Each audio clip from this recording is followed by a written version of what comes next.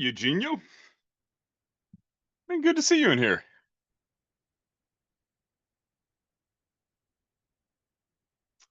Let me nudge our speaker just because I don't see her yet.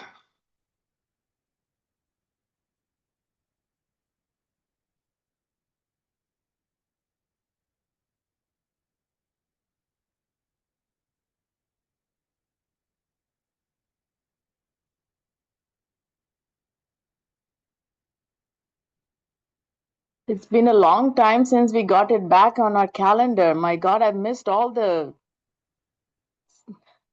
webinars in between. Oh Did somebody yeah, come back? okay. Did somebody come back and again it's all working? I mean, we didn't have it in What our calendars for so long. really? Maybe that's Yeah. why there was a drop in attendance. Is what do you use in order to find it and to put it on your calendar? It's just there in my calendar, like in the meetup. It's there. It was there Oh, to. so you use meetup.intel.com? Hmm. Okay. I thought everything is like I tried once Friday to go from my Yahoo ad, but I couldn't log in, so I gave up. I'm like, I don't know what's going on there. Well, let me say the best way to get to find the meeting invite is just to go to the web page. And here I can show it to you. Because I don't have access to put it onto meeting.intel.com anymore since I'm not at Intel anymore. But if you go to the web page right here Yeah. and so just like here's the regular web page. Come up here to Friday Live. You'll get the latest invite right here. Yeah. And I do send it out as an email too. So make sure if you aren't subscribed, come I over here am. and I'm oh, you are subscribed. okay. Yeah. It's Okay, just good, that I good. couldn't, enter the webinars for the last few weeks. Huh. Maybe a little Okay. more than few weeks because I'm really I do attend all these webinars. But anyways, I hope I'm I'm. going to ask if other people are having a similar problem because I want to figure out how to solve that problem. As far as I know, I haven't been doing anything different, so I'm wondering what's changed.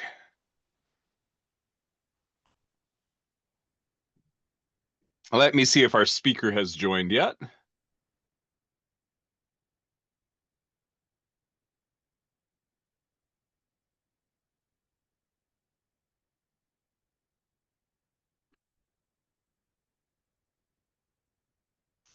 And you do have the recordings. I really wanted to join last week's one. It was an interesting topic, but I couldn't. So You know I what? I listened. am way behind on putting the recordings up, and that's kind of my Okay. fault. My RAID array crashed on me, and I've got the files, but I just don't have the Okay. storage to put it up well.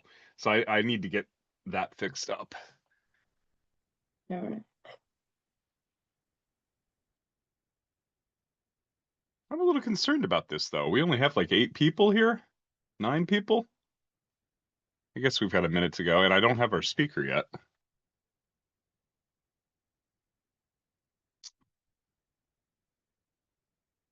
I'm going to give her a call really quickly.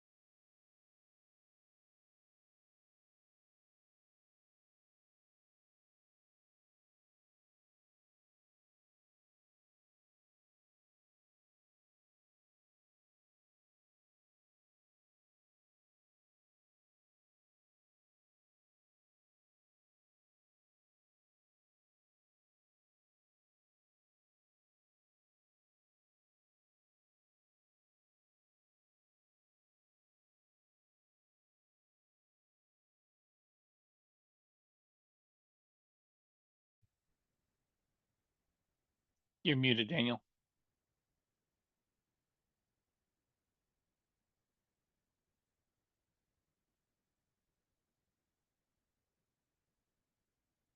Maybe he's talking to his phone and not to us.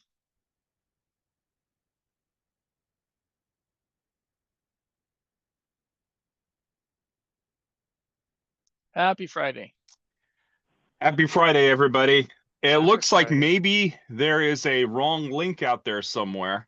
So Glenn, do you mind if I make you the host really quickly so that this meeting stays alive? And I'm going to go try and find the other link. And our I am the speaker host is, with the most. you're the hostess with the mostest, huh? The host. Yep. All right, I'm going to make you host. All right, I'm going to disappear and see if I can find this other link and get our speaker over here. Be right back.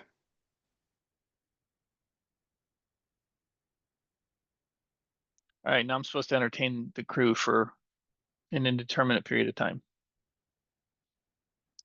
Hi, Nita. Hi, how are you? Good, good. How are you? Good. You still at Intel? No, ma'am. Congratulations. Thank you. I left last year. Oh, wow. Okay. Yeah, it's weird. It's like the majority of my friends are out too. Yeah. The retirement option they offered last summer was just too juicy to pass up. Yep. Y'all got lucky because you got that extra 20,000 or whatever, I think, right?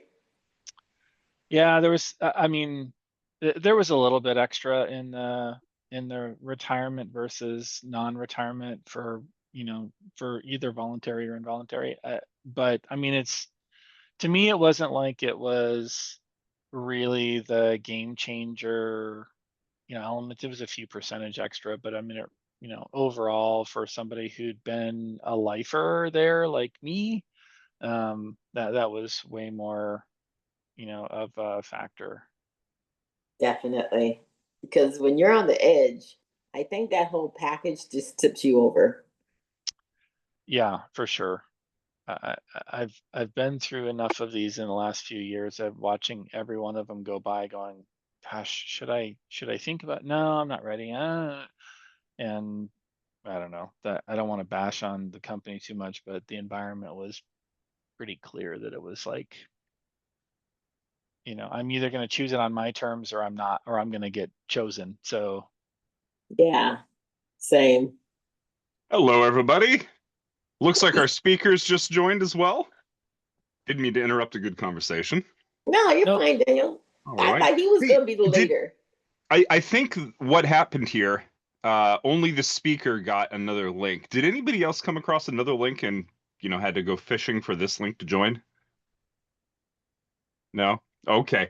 I also heard that this particular meeting has appeared. Oh, okay. Keisha did. This particular meeting appeared on people's calendars and it hadn't been before in the past. And I was kind of curious if that had happened to anybody else today. If that has, go ahead and throw it in the chat that happened to you. You talking Because It internally is in Intel's Intel? calendar. I'm not talking about outside. It happens like in Intel calendar. This came after a couple of weeks. okay.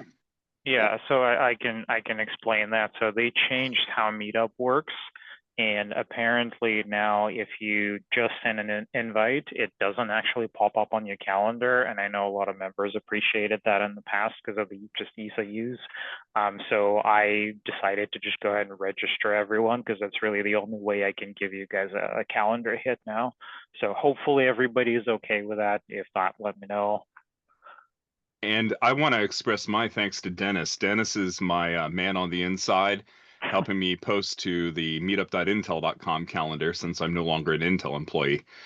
So thank you very much, Dennis, for doing that. And Yes, My pleasure. thank you for doing it. also, pleasure. I encourage everybody to try and frankly get off of meetup.intel.com because I love to be able to email you directly. And if you just go over to the Alternative Investing Club, on the very front of the page, there is a spot to subscribe to event emails.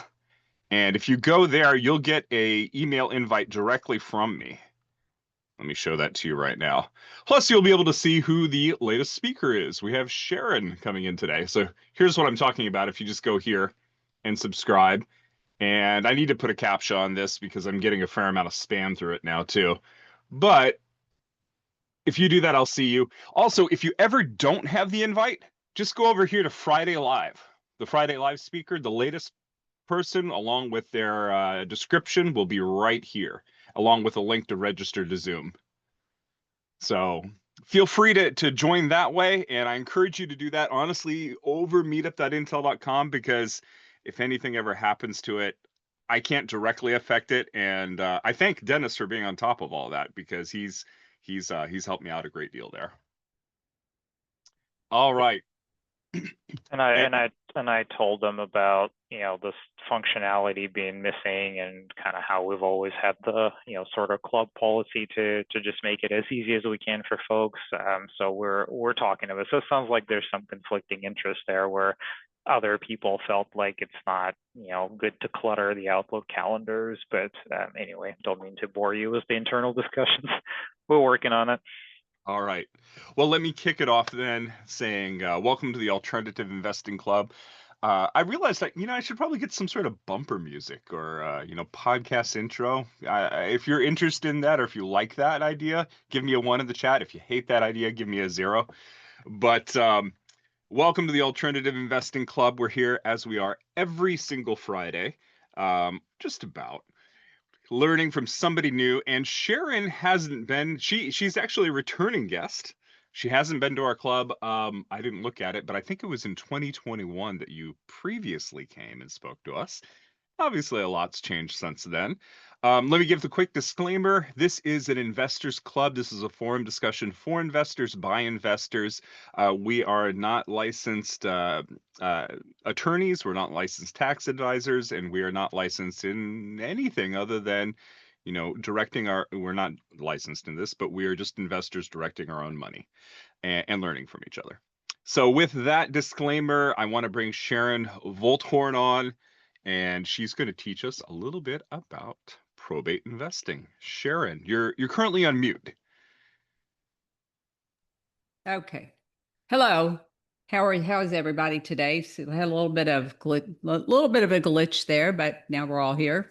So I'm great. Did you want me to just go right in, or did you have anything else to say, Daniel? No, I think go ahead and share your screen. People usually put their questions in the chat, and I help moderate them.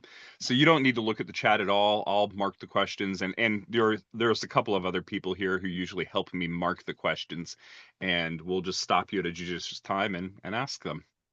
Okay. Can you see my screen there? Yes, it just popped up. Okay. So, well, Daniel, thanks for having me back again. It has been a couple of years since I was here, but I enjoy talking about investing, of course, as you all do. And my specialty, I've been a real estate investor since 1998, and I've specialized in probate since 2008. And people think that probate investing is somehow tricky, and I wanted to try and simplify that for everybody today and go through the process and show you that if you are looking for leads, there is no better place to find them than right here with probates. So today I want to go through the process and show you that now every state has a little bit different process, but the basics are all still the same. So I'm going to show you how it works. And I'm going to talk about the endless stream of leads you have with probates, why you shouldn't feel weird about working in probates. And I'm going to talk about the silver tsunami and why this particular time in history is going to bring so much opportunity for the next 20 years. So for anyone that thinks they might want to dive into probates, really pay attention to this opportunity. And I'll be talking about it from the investor standpoint, but if you are an investor agent or just an agent, the same exact things apply to you.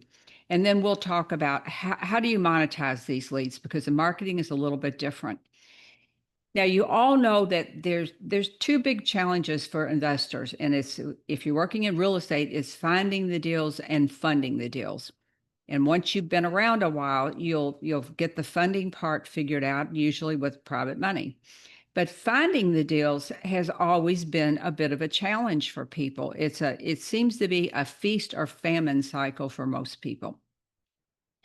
So if you're not familiar with what probate is, this is the definition of probate. So it's a court supervised process that ensures a deceased person's assets are managed and distributed according to their will if they have one, or according to the state laws if they died without a will.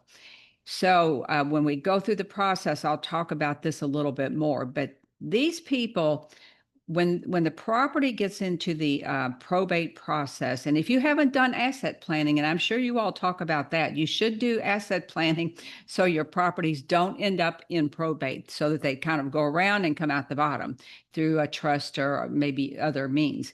But if they, a lot of these properties will be distressed properties, but not all of them are distressed properties.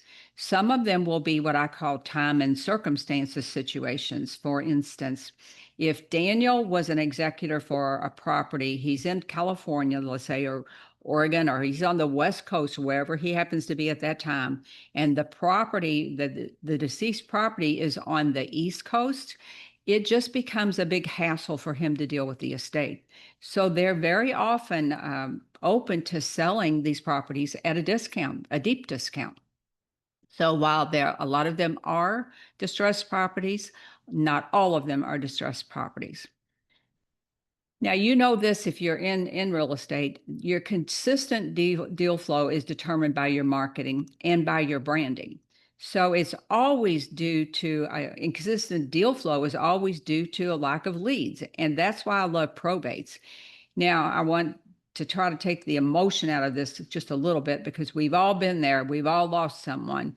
But with probates, every single month, there is a new bunch of people that need our help.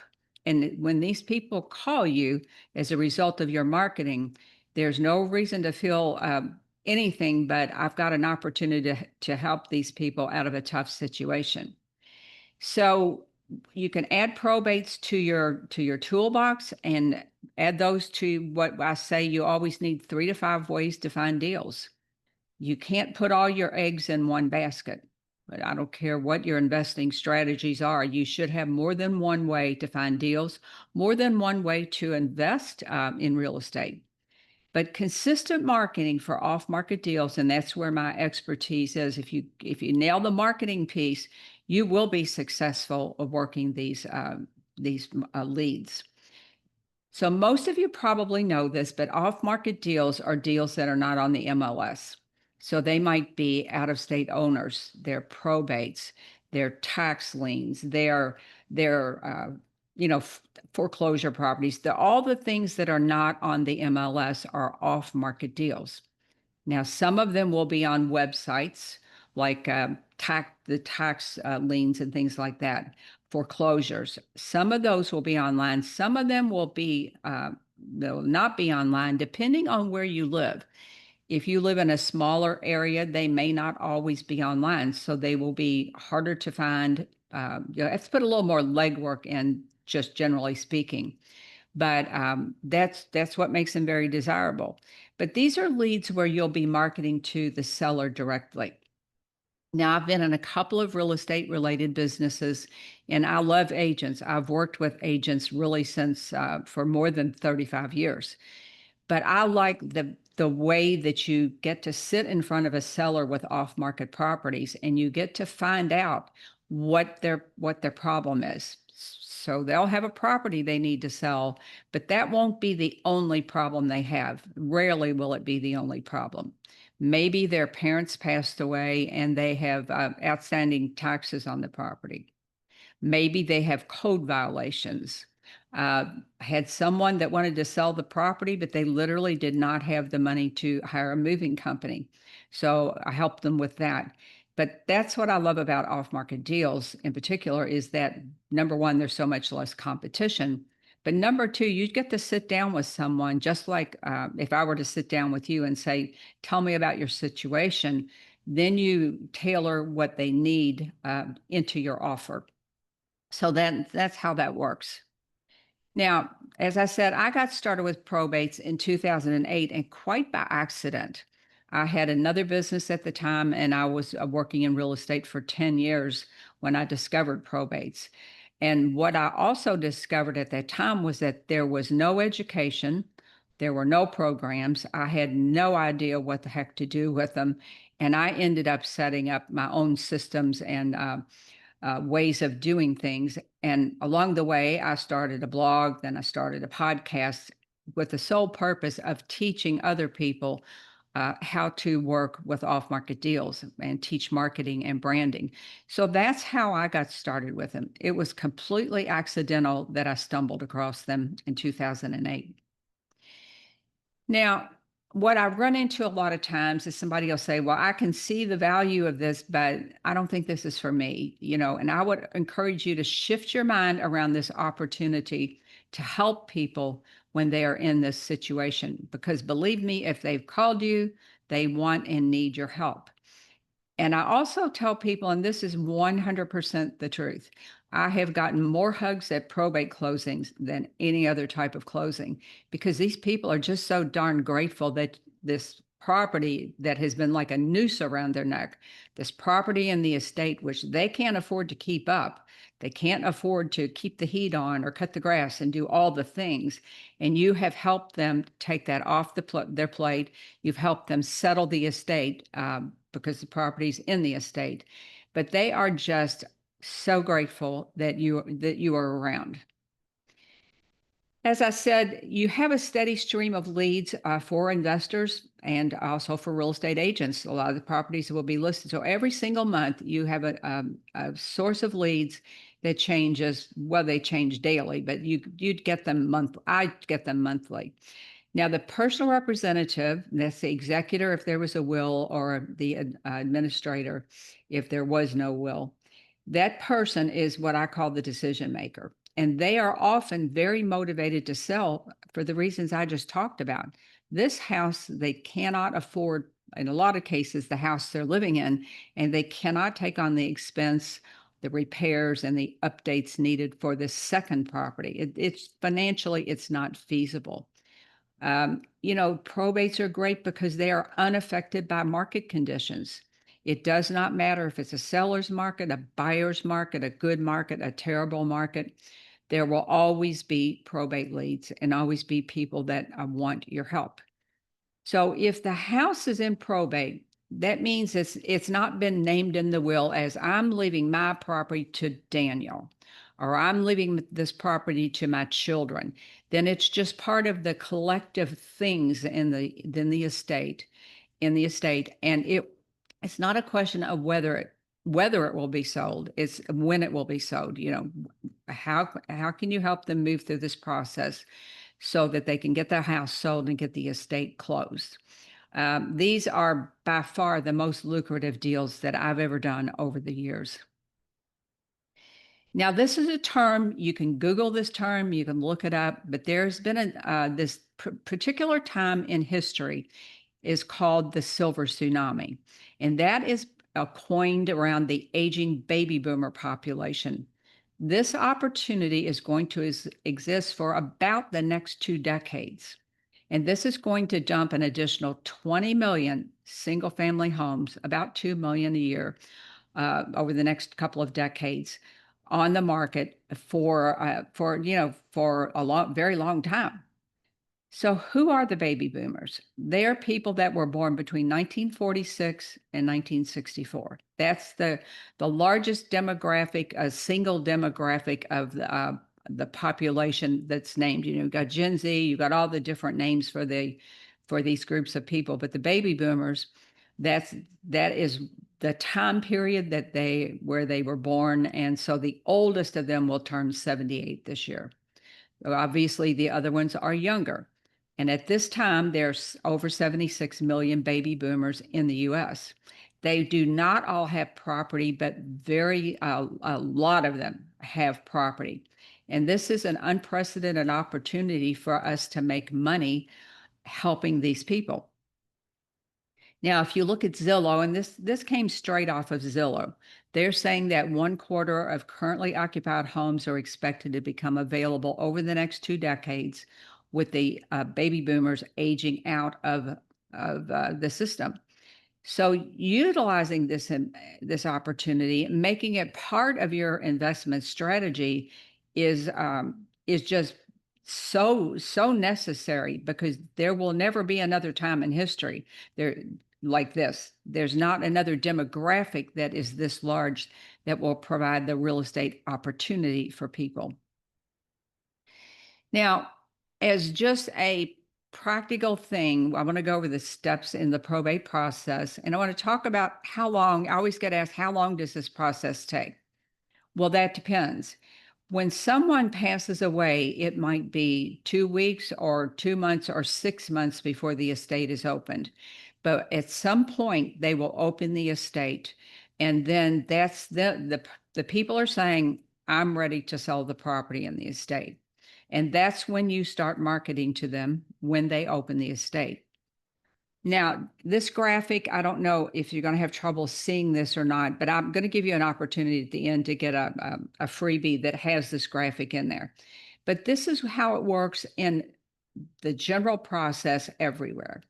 So someone passes away, and we talked about that. When the family gets ready to open the estate, they'll open the estate. It's generally speaking within a few months. That's when it happens. So someone might be a probate attorney. It might be the family. They go to the court and they open the estate.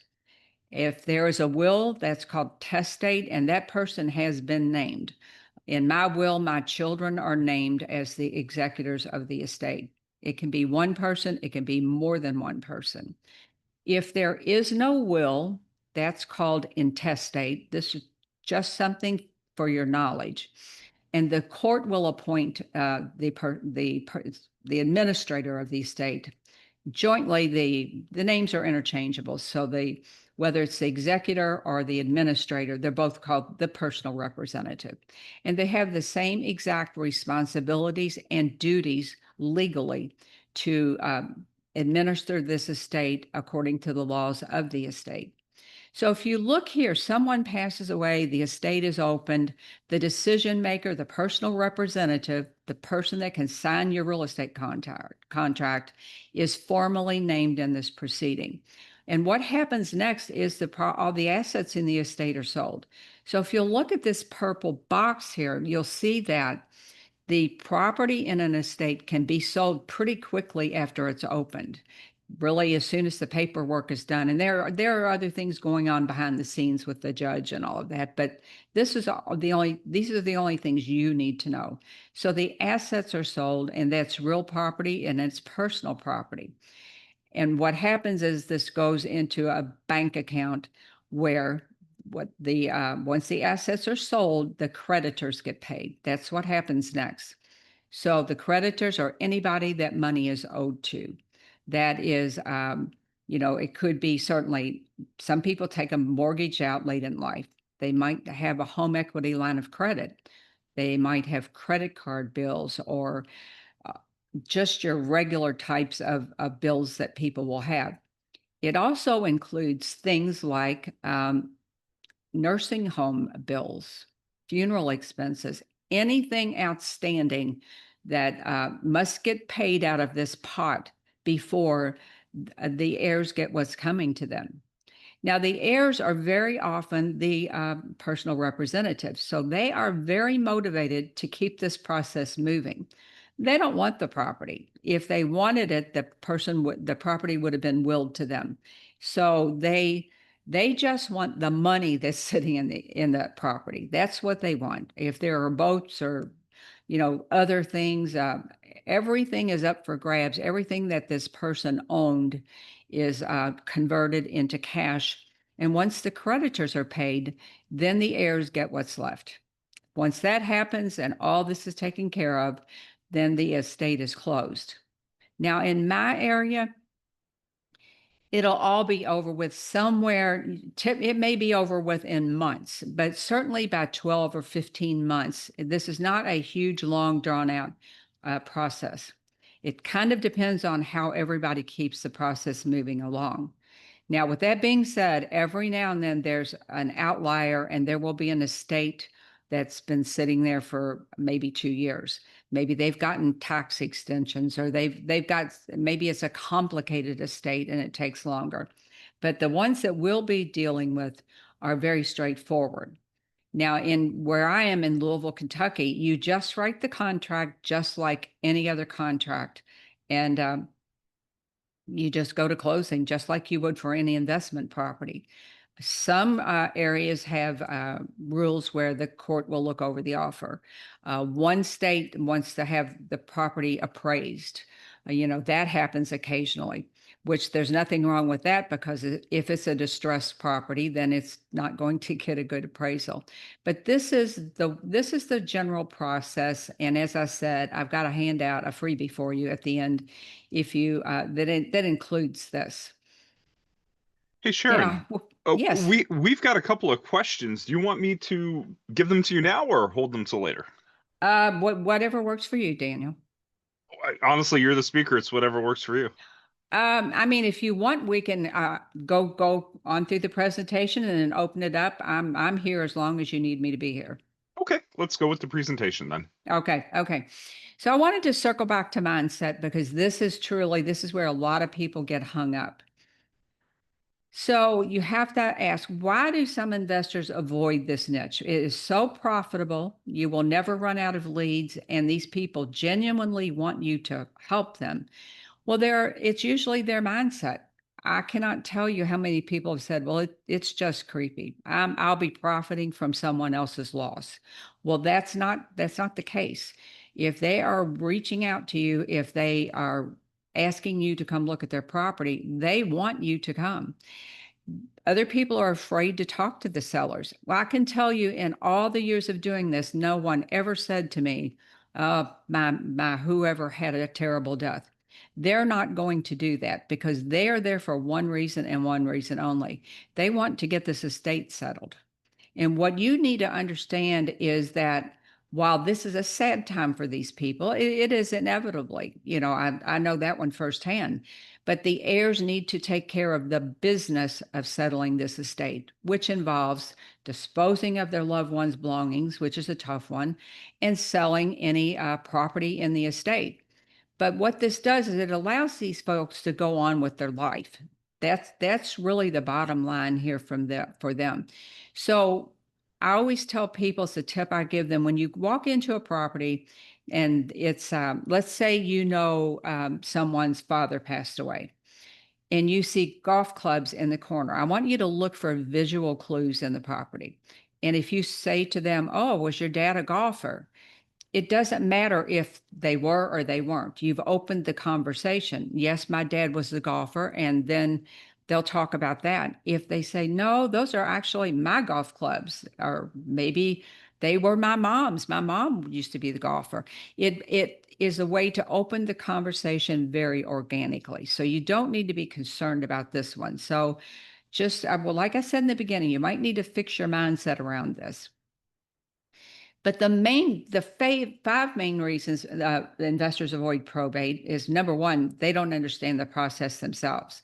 And we just went through that. You can see that it's not complicated. They don't know where to find the leads. And luckily for everybody on the planet now, in almost every area in the US, except for some small towns, they are available online, and you can pay a lot from some companies, and you can get some leads as cheaply as about 30 cents a lead. They don't know how to market to these folks. That's direct mail marketing. I will talk about that. That is the number one way these folks respond in this situation. They don't know how to talk to these people. That's what they think. When in reality, it's just like me sitting down with Daniel and talking about whatever. It's just a conversation. So it's their mindset that's holding them back. Those are the main reasons that investors avoid probate. Now, when you look at the mindset of the sellers, like I said, they're just people like you and me. They've got a problem. They have their job or their career. They've got their own home. They have kids in they have ball games, soccer practice. Little girls have dance or whatever they have. So they're trying to juggle settling this estate around their regular life, which is a tough spot to be. It is not a fun thing to have to be doing. But they often, they don't open the estate right away, because they've got to wrap their mindset around, this has happened and now I have to deal with it. they don't understand the probate process. So when you can show up and you could say, look, here's how it goes in my state, and you can Google that for your city and state, and they'll give you the exact nuances of your state. But so they're confused. They don't understand the process. They've never done this before. But very often they're stuck with this house. As I said, it might need a lot of repairs. It might need a lot of updates. I walked into a cute brick ranch a while back, looked like just a normal house, and it was back in, I don't even know, maybe the 70s. It had orange shag carpet and metal cabinets in it. I thought I was in a different era. So they don't have the money to fix up these properties to list them on the MLS. And even if they do, they don't want to put their money and use their time to fix these properties up. So that's where we come in as investors. We take all of this off of their plate. Like I said, these are the reasons they're so updated. It's costly to maintain 2 properties. And so they are very motivated because they don't want the house. They just want the cash sitting in the house. They want to be done with the whole process. Now, this is the number one reason they've put off starting this process. They have a property that has so much stuff in it, they don't know where to start. Some people's parents, they get older and they're hoarders. Some people, and this is what I find more often than not, I call them keepers. They keep everything: butter tubs, scraps of Reynolds wrap. They have stacks of pieces of Reynolds wrap. They have every kind of container that you could known to man, so they never would have to buy a single piece of Tupperware. But they're embarrassed about the condition of the property. So, you know, your answer is, look, this is not your home, and you don't have to be worried about it because I look at these properties all the time. So you're fine. You're 100% fine. Once again, it's just about having a real conversation with them. But once you get past this, and this is the obstacle that allows you to stand out from the pack too. In your offer letter, what I write into each offer of mine, and I tell the people this: take what you want. You know, they'll want mementos, pictures. They're always looking for anything of value in the house, cash being one of them. Take what you want. And if this is a burden on you, we will take care of the rest of it for you. You can just walk away with the offer. And of course, you figure that into your offer. Whatever your offer would be, after a while, you look at it and you go, okay, I can donate this, but all this stuff, it's going to be take this many men a day, and I needed this size dumpster. You know, so my goal is always to donate what is usable. That's always my goal. But when it looks like this, most of it, let's just be honest, it's going to have to be just cleaned out and disposed of.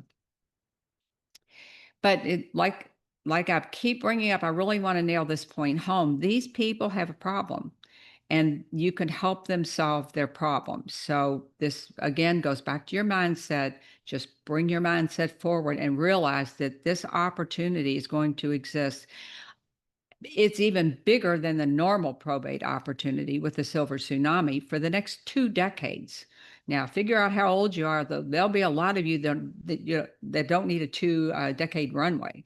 A lot of you are younger, and so you go, boy, I can do this for the next 20 years, 15 or 20 years. Now, the legal stuff, this is a question I always get. Do I need to know a lot of legal stuff? And the answer is no. You need to have an understanding of the process. Attorneys, God made attorneys for this special purpose. They take care of all the legal stuff. My closing attorney, my real estate attorney, we close with attorneys in Kentucky. He is an investor himself, and he knows if there's a glitch in the probate, he just takes care of it. He just knows how to handle all of that. And I strongly believe that when you're an investor, it is greatly beneficial to have an attorney on your team that is also an investor. And they're going to discover any problems with the probate process. You will find this when the family tries to do it themselves and they do something out of order. They're usually just trying to do it without the cost of a probate attorney, which is fine. But here's where you really show up as the expert is, number one, you know the process. You know some basic legal terms like we talked about today. You know that testate means they have a will.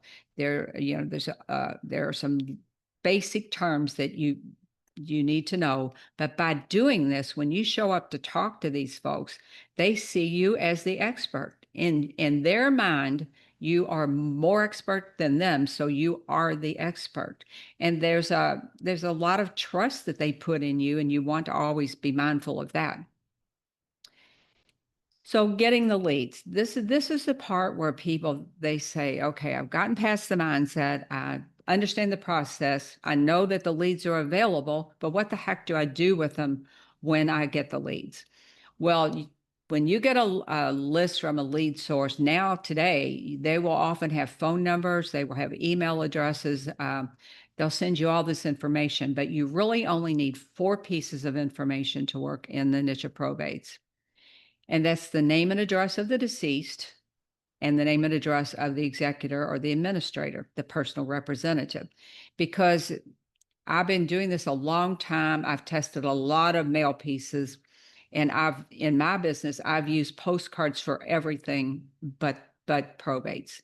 You need to use a white computer generated mail merge letter that says, "Dear John, I'm contacting you about the house, and this is the deceased address."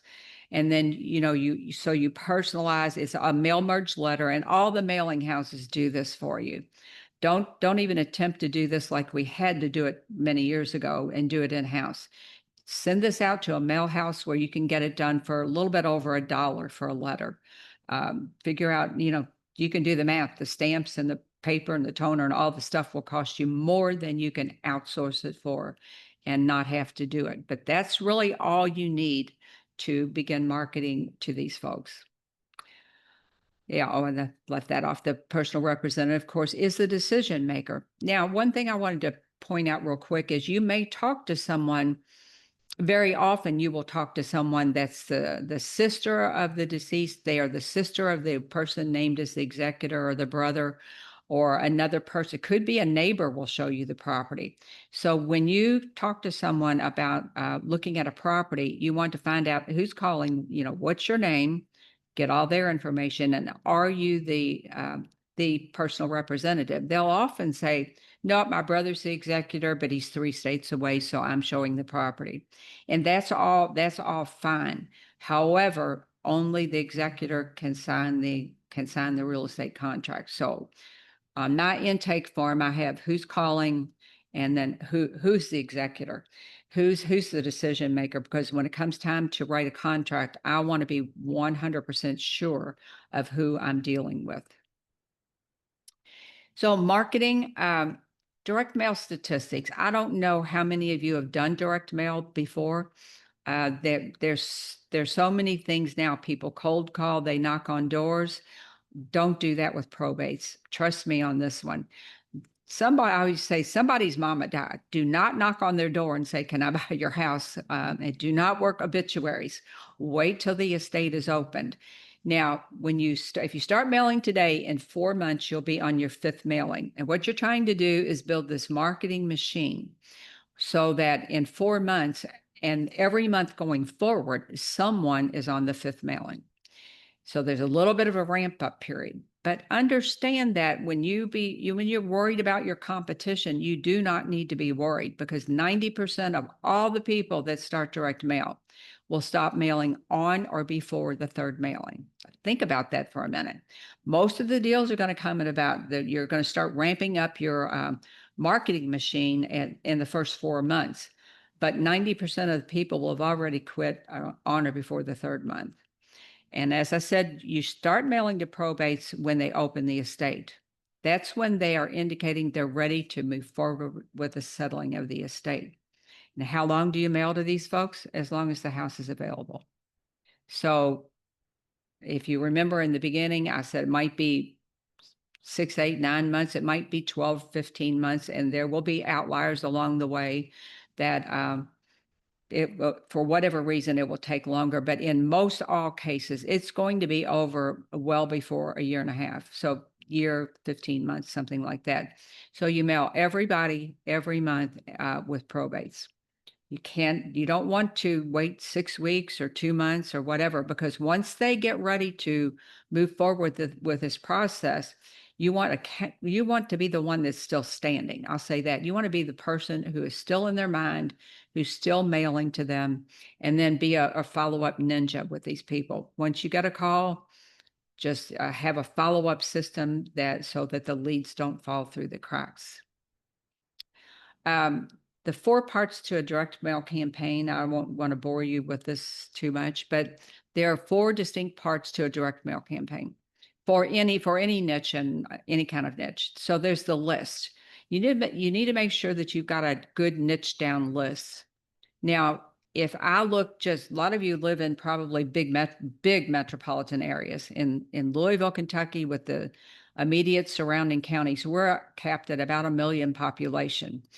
Do I want everybody? Do I work in every area? No, I like bread and butter homes that are in particular areas. I don't work in the entire city. So when you get your list, decide where you want to work. If you're in Chicago, that's probably going to be in certain villages. So in here, to get a good solid list and have them within the place I wanted and the type of home I wanted, I would generally not get more than about 800 people on my list. If you're in a bigger area, then you may have more, but your goal is not to just have a big list, but to have a good list and to order your list and then go through the properties. We zip through them real fast and say, yes, yes, yes, nope, that's not one for us.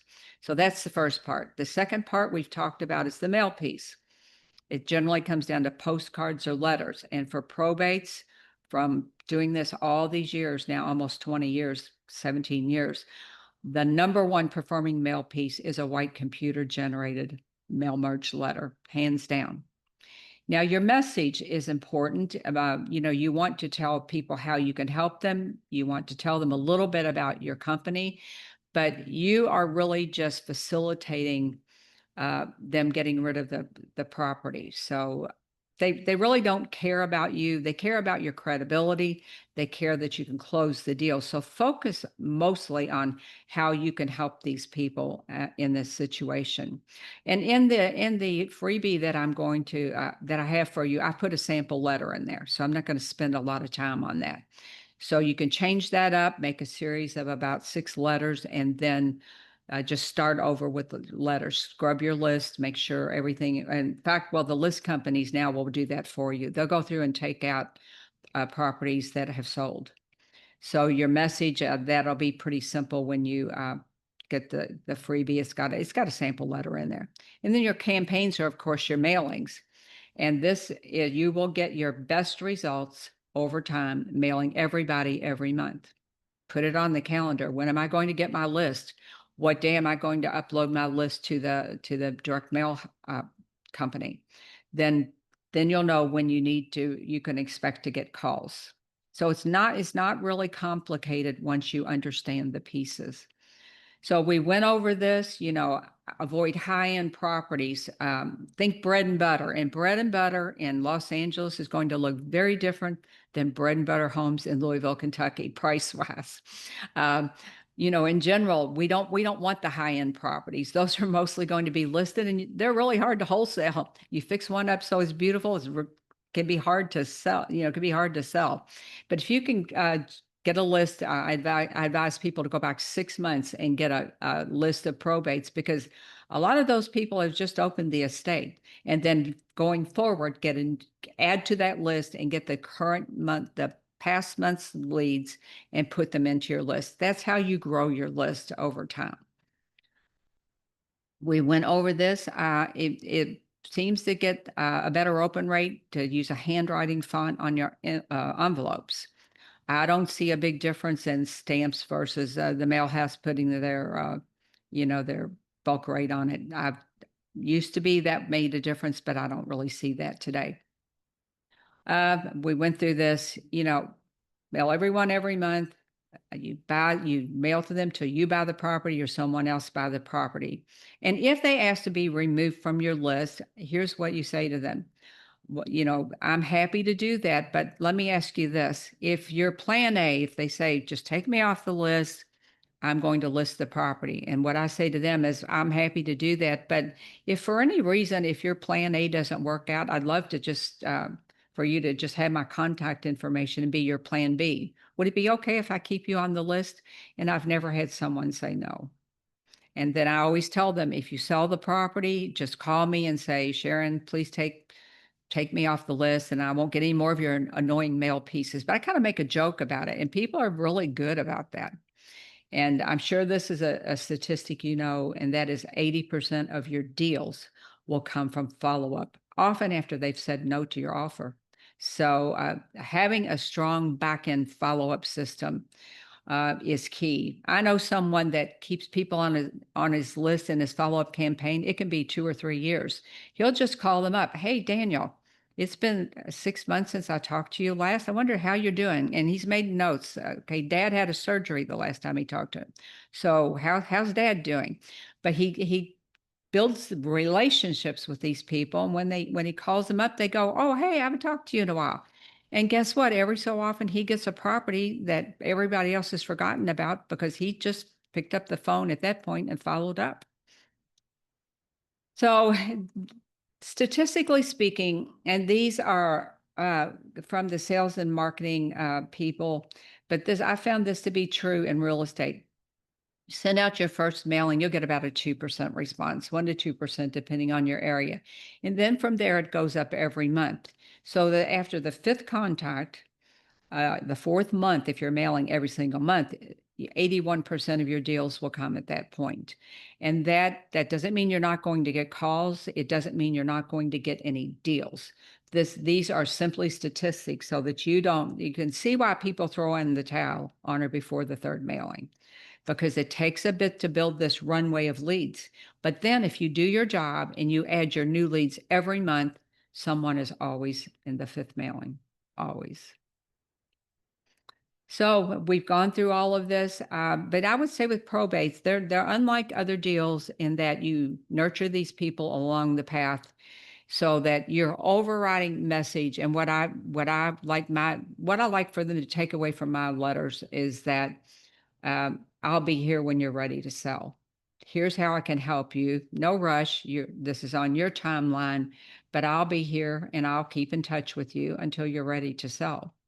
And that really is the secret sauce to that. This is one thing I say over and over and over. Marketing is how you get leads. That's how you get your leads, but branding is why they choose you. So it's essential that you're building a brand, a good brand presence along with your marketing. You know, do what you say you're going to do. This really isn't about colors and fonts, all that. Those are attributes of the physical brand. But it's more about, you know, who are you? You know, what do you say you're going to do? Do you do it? And some people say your brand is what people say about you after you leave the room. So this is all about first impressions, reputation, and credibility, all of those things. But that is 100% true. When they got this sea of marketing, of postcards and letters, they will choose you if your brand stands out from all the rest. Now, I mentioned the freebie. You all can just screenshot this or whatever, but it's called a Probate Investing Starter Kit.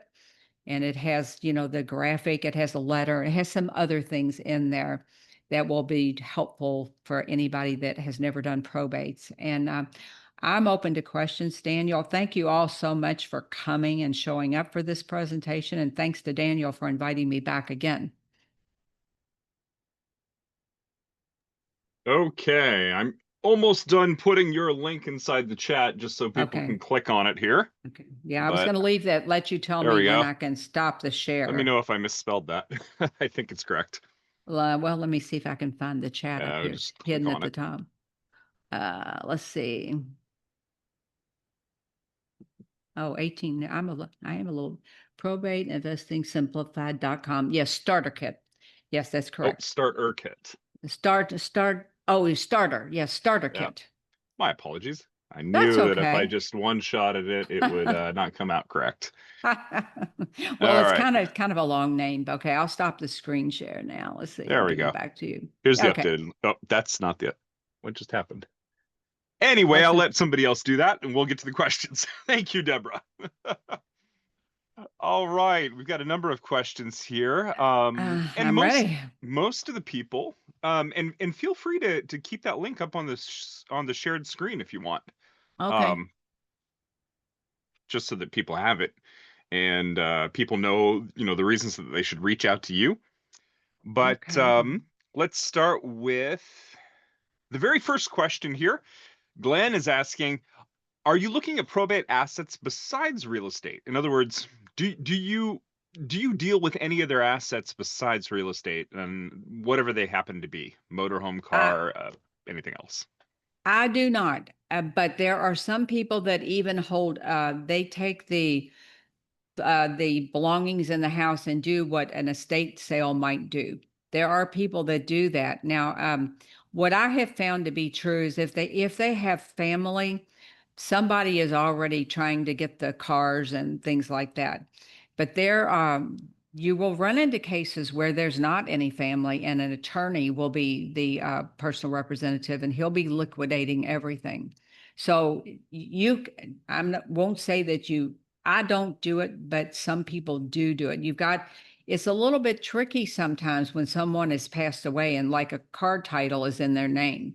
So you have to get the executor on board, because remember, they're the decision maker. So there's no one right way to do this. I just don't have the patience for dealing with all the stuff.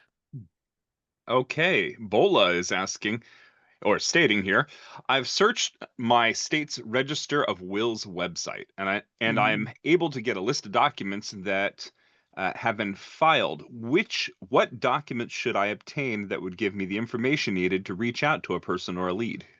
You will not find that where you're looking. So you need a list of probates filed. And there are a number of companies that do this. U.S. Probate Leads has leads. There's someone at Real Supermarket that I get my leads from. I can put there. I'll put that in the chat. It's a company, but I like dealing with a person in case they if I need something special. So let me see. It's always better to talk to a person. Yes, I you had can a go. Go ahead. You can go straight through the website if you want, but I like having a person, but the name of the company, so I use this fella, works there. His name is Jay Maj, but the name of the company is Real Supermarket. If I get talk about, I don't want to misspell that. But there are a number of companies, but now the leads are available online. You don't need the wills, and that's a time suck, but it's fun because they will say, like, Daniel wronged me in 1932, and I've never forgiven him. So he's out. And they're really quite hilarious to look at, but they're a really big time suck. So like I said, you can Google probate leads and decide who is right for you. Yeah, you'll find all sorts of strange things in legal contracts too. I know. My wife and I, when we got our first condominium, read through a lot of the mortgage, and there was a provision that sunset on 75 years after the last living descendant of Andrew Jackson. And we pointed it out to our lawyer, and he's like, "Wow, I didn't realize that was in there." Really? You're the lawyer. You should know. Crazy stuff there. Yeah, agreed. All right. Eugenio's asking, why does a property in probate become available as an off-market opportunity versus on the MLS? Well, one of two things will happen if it's your family and someone passes away. You choose. Maybe it's a really nice property and they just go straight to the MLS. Maybe it's a time and circumstances thing and it's a nice property, but they don't want to fool with it. But oftentimes it's because the home needs repairs and updates. So it doesn't have to be like a terrible house, but it may need some work done, and they don't want to do it. So it will either end up being sold on the MLS or as an off-market deal. Did I answer your question? I think it did. Okay. Yeah. All right. Paycon is asking, I'm in California during the bidding process for a property in probate. I was told by my agent that executors have selected the offer and only one offer is selected by the executor is allowed to be present in court. Does probate bids include backup offers? Can you give any advice on how long does probate process take after once an offer is submitted to the court for final closing? Well, that's how long the judge drags his feet on it. Now, see, California is a unicorn in this probate thing. California has a lot of strange rules. I'm just going to say that. Yeah. In Kentucky, we just do North Carolina, Alabama. You just write the darn contract. There's not any of this stuff. Arkansas is another state that has some strange rules. But yeah, the bidding process. It's my understanding that the executor will select the offer that they choose, and apparently if that person can close, and who knows how they vet the people. I have no idea. If you're the executor, it's probably going to be the strongest offer, the highest price and the best cash offer or whatever, because these can't be terms deals. They have to be cash deals. So because they have to remember, they have to liquidate everything in the estate. Now, on the flip side of that, just for your information, you can buy a list of inherited properties, and those are ones that escaped the probate process. They kind of went around the whole thing and came out the bottom, and you can buy a list of inherited properties, and those you can do terms and creative finance and things on. So that's two different animals, and I don't want to confuse you, but I did want to point that out. Okay, we've got 3 minutes left, so I'm going to try and get through these quickly. Okay. Lewis is asking, or Lois is asking, what mail house do you use to send your letters? I love open letter marketing. It's Open owned by, letter marketing. yeah, I love that. The owner is a former real estate investor, and he is that company, and he has a CRM company called Envelo. They're both great companies.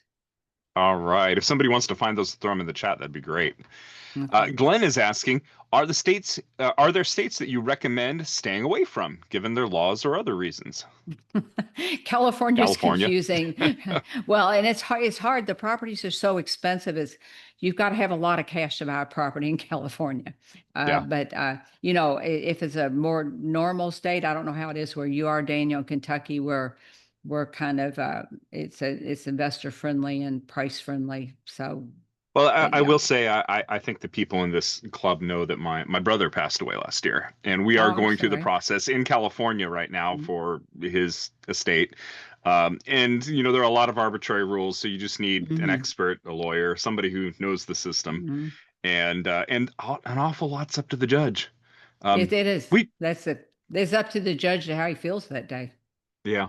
Yeah, so my parents are the ones primarily going through the pain right now of doing it. I'm sorry. That's all. It's a bad process. Yeah. And actually, from what I understand, it hasn't been too bad. It's just kind of, it takes a while. Let's see. 81, let's see, Glenn is, I'm trying to see, is this a question you have here, Glenn? 81% by month 5, 81 of your deals. What's the denominator? What are your total number of deals and percentage that you get from mail? I don't know if you have those stats right offhand. It depends entirely on how much you mail. Obviously, if you're in a big area where you mail 2,000 people a month, you'll get a bigger return statistically than you will if I have a list of 800. It's strictly a numbers game. Today, direct mail across the board is getting a 1 to 2% return. Now, with probates in some areas, they're getting a higher return. So we're back again to each area is a little bit different. But if you mail 1,000 pieces a month and you get a 2% return, that's 20 calls. And then we get down to how many of them look like a deal, maybe 4 or 5. How good are you at closing? This is the other piece too. How good are you at selling yourself or saying, I'm the person to help you? All right. And then just two more questions really quickly. How much should we expect to pay for like per letter that we send out? What's a decent price? It's a little bit over $1. And open letter Okay. marketing, it's you can check their pricing. Stamps just went up, so I could be off a little bit, but dollarish. For contrast, it was $1.50 in 2008. The price Okay. has gone down. And then I'm going to end with Anita's question here. She's asking, is the process the same if the house is in a trust? No, the trust is going to, it is, well, it's going, what's going to happen in a trust is, remember the straight line process is going to go out and around and come out at the bottom. But you can still buy the property, but it won't be in the probate. It escapes the probate if it's in a trust. So it's actually a good deal. Don't assume they don't want to sell the property because it's a trust, because somebody is the recipient of that trust. Yep. The beneficiary All right. is Hey, could we have everybody take themselves off mute? And thanks, Sharon, for coming in and speaking to the Alternative Investment Club today. Thank you, Sharon. Thank you. well. Thank you. Thank all you. of you for Thanks, coming Sharon. out. Thank you. Thank you. Thank you. Thank you, Sharon. Thank you, Sharon. Mhm. I'm happy to be here. So thank you, Daniel, for inviting me. Yeah, absolutely. And everybody here, go pick up that starter kit. Absolutely. And so we'll be here again next week. I hope you all have a wonderful weekend. And Sharon, thank you so much for being our speaker today. You Thank you, too. Daniel. Bye. Bye-bye.